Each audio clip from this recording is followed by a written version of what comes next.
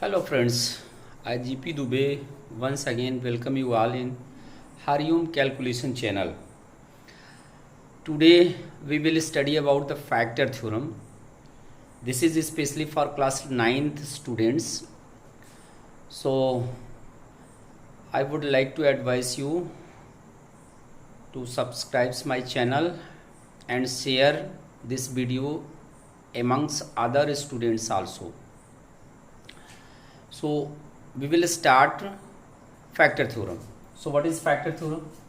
देखिए factor theorem क्या होता है. If f x be a polynomial of degree n is greater than 1 and a be a real number any real number, if f a is equal to 0 then x minus a is factor of fx. पहला तो ये होगा. दूसरा, whenever x minus a is factor of fx given है तो f a निश्चित रूप से 0 के बराबर आएगा. सो दो पार्ट हैं. if and only if है, means if f x is equal to a पर एफ ए की वैल्यू 0 आ रही है तो x minus A F X का एक फैक्टर होगा.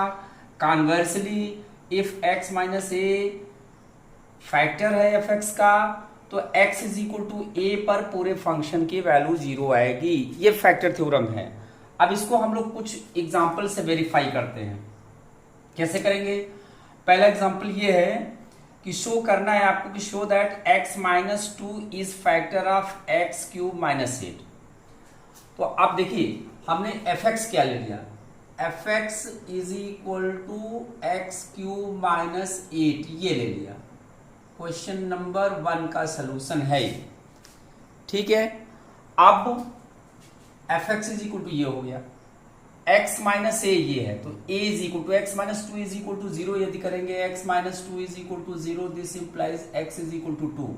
तो अब f2 की वैल्यू निकालो. यदि f2 0 हो गया तो x माइनस 2 इसका फैक्टर होगा. तो f2 मीन्स 2 का cube minus 8 is equal to 8 minus 8 which is equal to 0. So at x is equal to 2 f2 is equal to 0.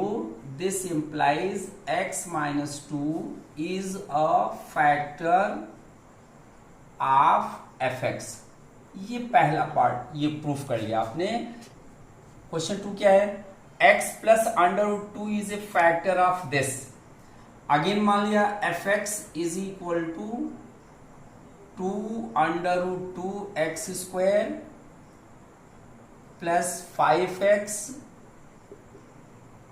Plus root 2 ये दिया है. आपको शो करना है कि x plus 2 is a factor of this. तो x plus root 2 will be factor of fx. कब? If f minus root 2 is equal to 0. Now अब हम लोग चेक करते हैं इसको. f माइनस रूट 2 की वैल्यू क्या है? f minus root 2. अब कुछ बच्चों के अंदर ये जिज्ञासा होगा कि f माइनस रूट 2 क्यों होगा. Because x plus root 2 is equal to 0 करेंगे और इसको राइट साइड में ले जाएंगे तो x is equal to minus root 2 आएगा. सो दिस इंप्लाइज क्या हो गया? 2 रूट 2 इंटू माइनस रूट 2 का whole square plus 5 into minus root 2 plus root 2. तो देखो फ्रेंड्स यहां कैलकुलेट करेंगे तो क्या आ जाएगा? दिस इज इक्वल टू इसका होल स्क्वायर करेंगे तो 2 आ जाएगा. 2 2 जा 4 रूट 2 माइनस 5 रूट 2 बिकॉज ये प्लस है ये माइनस है मल्टीप्लाई करोगे ये हो जाएगा plus root 2. So this implies 4 plus ये root 2 5 root 2 minus 5 root 2 because like surds are added and subtracted is equal to 0. This implies x plus under root 2 is factor of fx. तो दो example में हम लोगों ने ये show किया कि फैक्टर कैसे प्रूफ करेंगे x minus a is factor of a polynomial fx. So we come to the third question. Third question is, for what value of a is 2x cube plus ax square plus 11x plus a plus 3 is exactly divisible by 2x plus 1. अब एक चीज यहाँ आपको ध्यान देना है कि यदि कोई पॉलिनोमियल किसी लीनियर पॉलिनोमियल से एग्जैक्टली डिविजिबल है, इसका मतलब वो उसका फैक्टर होगा. It means 2x plus 1 is factor of this polynomial. और यदि ये 2x plus 1 इसका फैक्टर है तो at x is equal to -1/2 इस पूरे की वैल्यू 0 आनी चाहिए. तो आप क्या लिखेंगे यहाँ, fx is equal to 2x cube plus ax square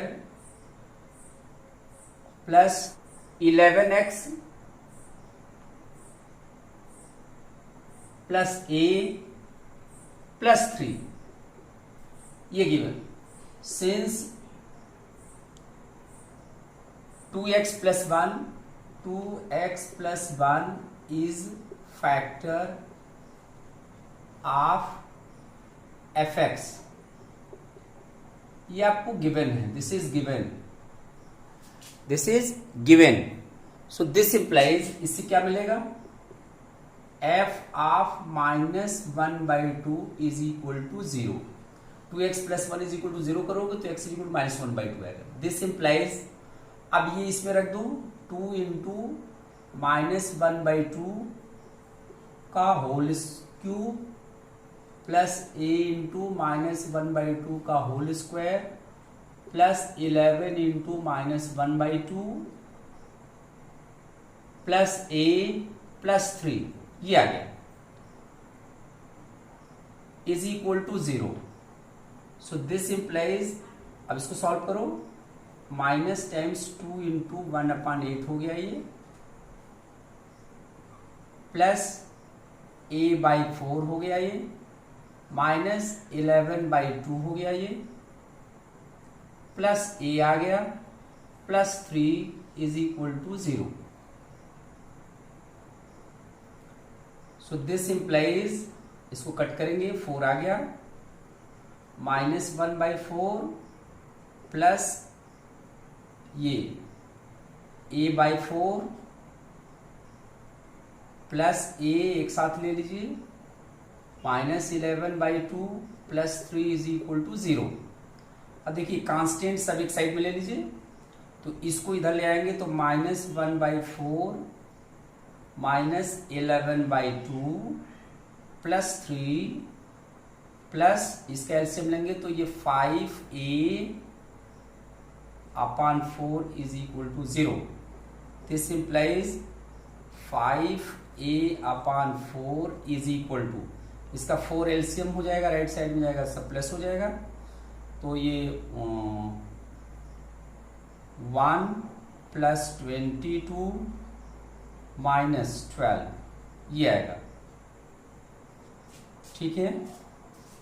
so this is equal to 5a/4 is equal to 22 और 23, 22 में दोबारा घटाएंगे ये आ जाएगा, ये 11/4 आएगा.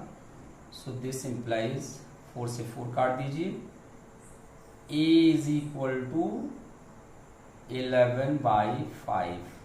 This is your answer. सो a की value a is equal to 11/5 this is your answer. So come on question number 4. Question number 4 is something different from first 3 questions. तो question number 4 क्या है, इसको फैक्टराइज करना है आपको. मान लीजिए let fx is equal to ये x cube plus x square minus 17x plus 15. Question में ये गिवन है कि using factor theorem factorise this. Factor theorem का यूज करके इसको फैक्टराइज करना है. तो अब देखिए करना क्या है इसमें कि ये जो कांस्टेंट टर्म है आप जानते हैं कांस्टेंट टर्म क्या है, यहाँ 15 है। तो 15 के यदि हम प्राइम फैक्टर्स बनाएंगे तो इसके +-1 बनेगा, +-3 बनेगा और +-5 बनेगा, और +-15 भी बन जाएगा एक इसका इम्प्रॉपर फैक्टर। तो हम जानते हैं कि कोई भी पॉलिनॉमियल का जो हाईएस्ट पावर होता है, यानी उसकी जो डिग्री होती है उतने फैक्टर्स होते हैं या उतने जीरोज होते हैं उसके। तो हम क्या करेंगे, इसमें 3 फैक्टर्स बनाने हैं। तो हीट एंड ट्रायल मेथड से हम 1 बाय 1 चेक करेंगे। एट x = 1 पे देखेंगे, फिर x = -1 पे देखेंगे, x = 3 पे देखेंगे, x = -3 पे देखेंगे एंड सो ऑन। जिस पे 0 हो गया वो एक फैक्टर हो जाएगा। तो let we check 1 by 1। Hit and trial method में पहले हम चेक करते हैं f1 को। तो f1 का मतलब 1 का क्यूब प्लस 1 का square minus 17 into 1 plus 15। So this is 1 plus 1 minus 17 plus 15 is equal to 17 minus 17, which is equal to 0. So at x is equal to 1, f1 is equal to 0. Then according to factor theorem,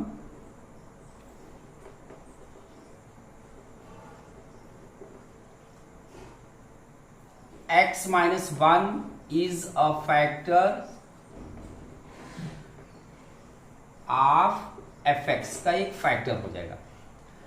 एक factor आपने निकाल लिया। अब दूसरा factor, या तो तरीका यही है कि इसमें बारी बारी से हिट कीजिए तो लंबा मेथड आएगा, जिस पे 0 हो जाएगा वो फिर फैक्टर मिल जाएगा। यदि आप वो नहीं करना चाहते हैं तो उसका तरीका एक और है। अब एक फैक्टर निकालने के बाद या तो x-1 से इस पूरे को डिवाइड कर दीजिए, तो जो क्वोशिएंट आएगा एक क्वाड्रेटिक पॉलिनोमियल आएगा। उस क्वाड्रेटिक पॉलिनोमियल को मिडिल टर्म स्प्लिटिंग मेथड से स्प्लिट करके 2 फैक्टर और निकाल लीजिए। एक तरीका ये है। दूसरा तरीका ये है कि उस लंबे मेथड डिवीजन में आप नहीं जाना चाहते तो आप इसी को मिडिल टर्म स्प्लिटिंग मेथड लगा लीजिए। ये ध्यान में रखना है कि first and last term untouch होगा, बीच वाले टर्म्स को 4 टर्म में ब्रेक करना है इस तरह से कि उसमें कुछ कॉमन लेने पर x-1 जो आपका फैक्टर बना है वो कॉमन लेने पे बनना चाहिए। तो हम क्या करेंगे, ये देखो x³ है, हमने यहाँ क्या लिखा -x² लिखा। क्यों? क्योंकि इन दोनों में से x² कॉमन लेंगे तो x-1 एक फैक्टर मिल गया। अब इसको ऐसा एडजस्ट करना है कि अगले का दोनों का सम इसके बराबर हो जाए। तो हम यहाँ 2x² लिखेंगे, ठीक है। 2x² ये लिख दिया, बिकॉज 2x² प्लस माइनस ये करेंगे तो ये टर्म के बराबर हो गया। अब फिर हमें x-1 लाना है, तो x-1 लाने के लिए यहाँ 2x लिखना पड़ेगा, बिकॉज 2x कॉमन लेंगे तो x-1 आ गया। फिर मेरा इसको इससे इसको बैलेंस करना है तो क्या करेंगे, -15x यहाँ लिख लिया। सो -15x -2x will give you this. तो देखिए ये टर्म और ये टर्म 2 में इसको ब्रेक कर दिया, 2 में इस तरह से इसको ब्रेक किया कि इन दोनों का सम ये आ रहा है, इन दोनों का सम ये आ रहा है, और फर्स्ट और last term as it is हमने लिख दिया ये 15, ठीक है। अब इन दोनों में से x² कॉमन ले लीजिए तो x-1 मिल गया। इन दोनों में से +2x कॉमन ले लीजिए तो x-1 मिल गया। इन दोनों में से -15 कॉमन ले लीजिए तो x-1 मिल गया। ये जो 2-2 के पेयर बना रहे हैं, 3 पेयर, सब में x-1 कॉमन आना चाहिए। तो कॉमन फैक्टर आपका हो गया x-1 और फिर ये x² + 2x - 15 ये आ गया। तो देखिए जो डिवाइड करने पे लॉन्ग डिवीजन मेथड से इससे डिवाइड करते इसको यही मिलता, वो आपने एक स्टेप में यहाँ ये कर लिया।